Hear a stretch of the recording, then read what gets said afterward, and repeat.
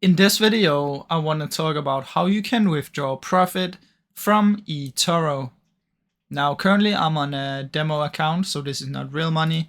But if you have some profit that you want to withdraw, then the easiest way to do this is to, first of all, you need to make sure that it's actually pure profit. So it means that it's not inside of a stock. So let's say you invest 100 in Apple and it goes up and you now have 200. Then you need to close the position before you can withdraw it. So you cannot withdraw any funds that are currently in any open positions unless you sell the stock. So if you click on withdraw funds, you will be able to see how much is available for you to withdraw.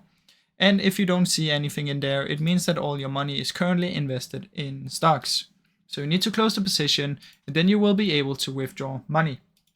Now, that's basically how it works. Inside of here, you can select how much you want to withdraw and you can select your bank account and you will be able to take your profit out like that.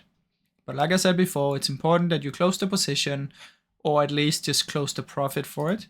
So if you go in here, what you can do is you can select, so just select any of the stocks. Let's say you want to do Apple or Amazon. I'll just click on Amazon, select the position. So I have two open positions, but you want to select the one you want to do, click on close.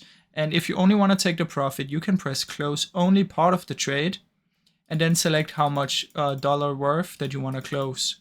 So in this case, I have 10,000 in it.